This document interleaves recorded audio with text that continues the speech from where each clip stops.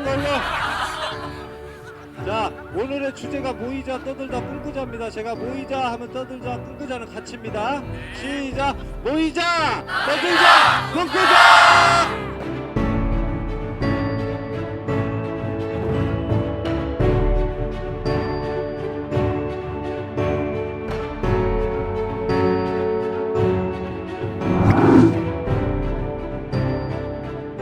저를 처음 보신 분들은 시골에서 뭐 하는 사람으로 볼 것 같아요? 덩치도 크고 도자기 하는 사람으로 제일 많이 봅니다. 그 다음에 이제 제가 제 신분을 밝힙니다. 저 교사입니다. 그러면 딱 이제 어르신들은 전교조? 네, 두 번째 물어보는 말이 전교조 교사입니다. 제가 진안에 지금 살고 있는지 17년째 지금 진안에서 살고 있는데요. 이부영 선생님이 저 생각하고 좀 비슷했나 봐요. 학교 누구를 위해 있는 거지? 저 이제 이 생각을 좀 했었어요. 선생님들하고 이 생각을 좀 나누고 싶었고, 학교가 도대체 누구를 위해 존재할까? 이런 고민들을 늘 했었어요. 학교가 도대체 왜 있을까? 학교의 문턱에 대해서 생각해 봤어요. 학교의 문턱이 어떻죠? 학부모들은 학교를 참 어려워합니다. 학교에 발 한번 담그려고 하면 문턱이 너무 높아서 학교를 가기를 어려워합니다. 저도 마찬가지로 올해 큰아들이 중학교 1학년에 이제 입학을 했는데요. 중학교 1학년에 입학한 아들 학교에 발걸음을 옮기기가 참 어렵더라고요. 문턱을 높여 놓아서 선생님들이 저를 만나주질 않습니다. 제가 교육과정협의회를 갔더니 선생님들이 저를 막 보고 긴장해가지고 말씀을 못 하시는 거예요. 윤희로 선생님은 다 아시겠지만 꼭 말을 할 때마다 이렇게 이야기를 해서 학교 선생님들이 참 이렇게 긴장을 하고 이렇게 저를 대하시는 거예요. 근데 이제 학교의 문턱이 너무 높아서 우리 학부모들이 이렇게 좀 어려워하진 않을까. 또 학교의 중심은 누구일까? 가는 학교마다 대한민국의 90%가 넘는 학교들이 학교 건물을 딱 들어가면 제일 먼저 있는 곳이 뭐죠? 예, 교무실, 교장실, 행정실이 있습니다. 아이들의 공간은 없습니다.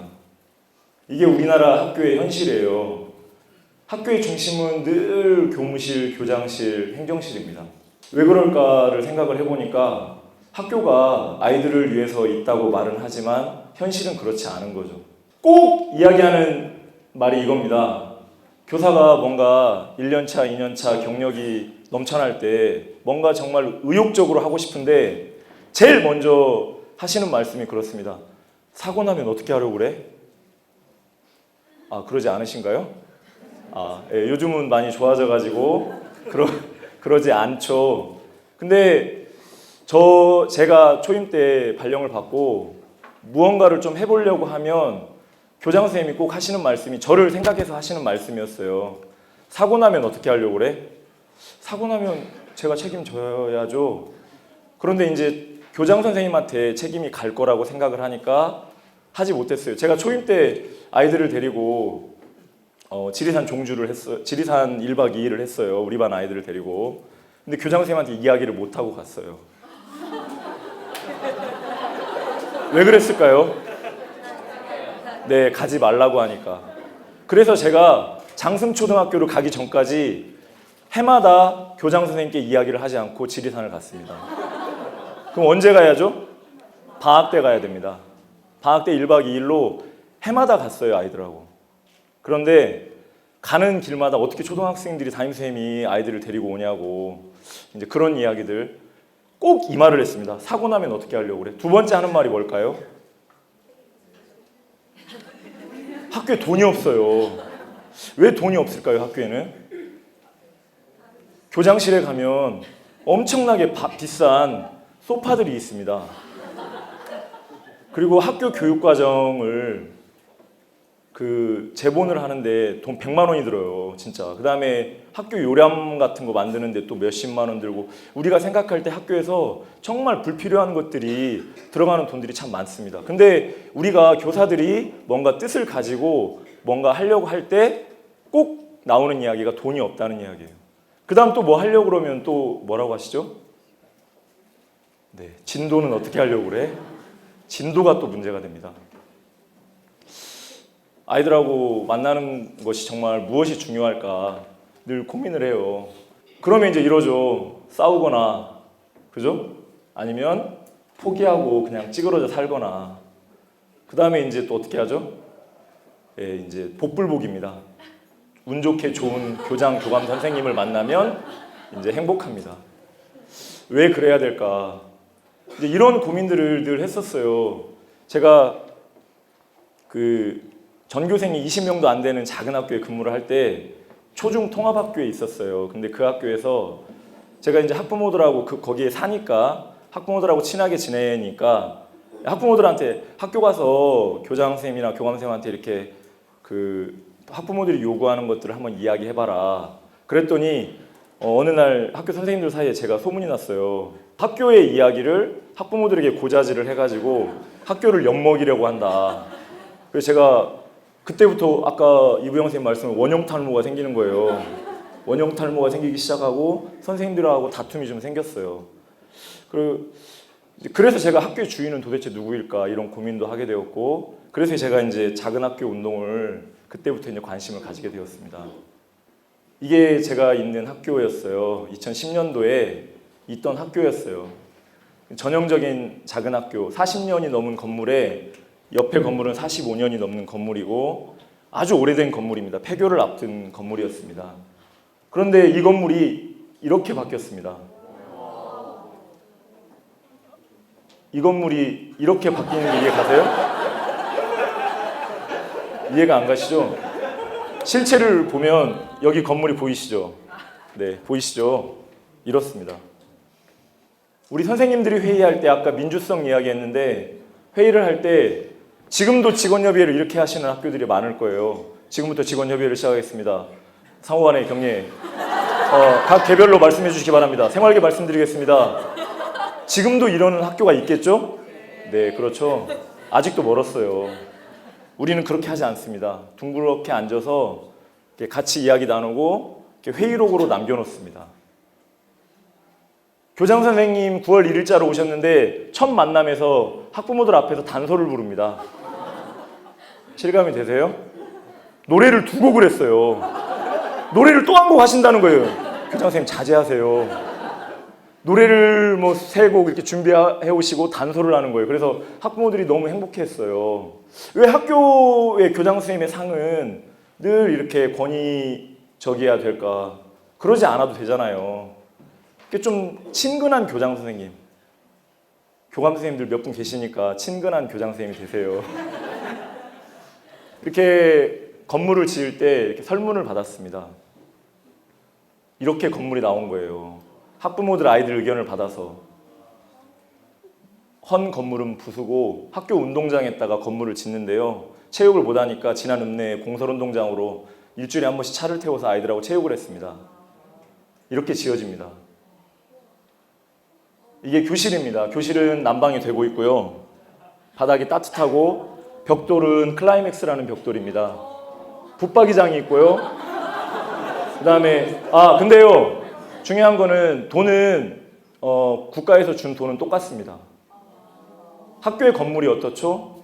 똑같이 네모난 건물에 도대체 왜 이 건물 안에 교실 한 칸에 1억 2천이 들어가야 되는지 선생님들은 이해하지 못합니다. 근데 교실 한 칸에 똑같은 돈으로 이렇게 됩니다. 다락이 있습니다.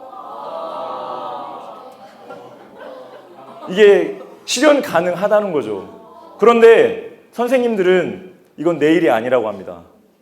그렇죠? 이거 하면 바빠요. 진짜 바빠요. 뒤에서 보면 이렇습니다. 앞에서 보면 피아노가 교실마다 다 있고요. 운동장으로 나갈 수 있는 문이 있습니다. 바로 계단이 있습니다. 근무를 원하시는 분은 저에게 끝나고 말씀하시면 제가 바로 초빙하도록 하겠습니다.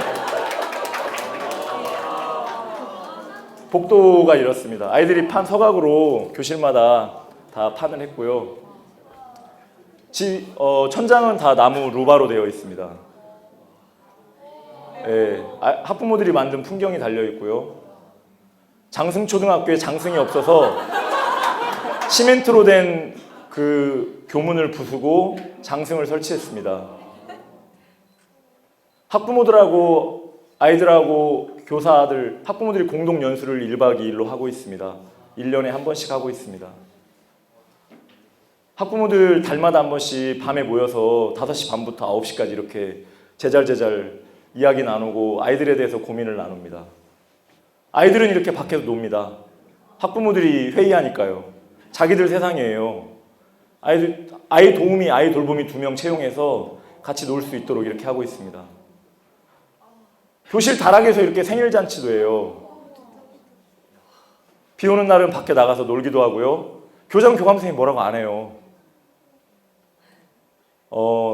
더운 날에는 밖에 나가서 이렇게 물놀이도 하고요. 지리산 종주.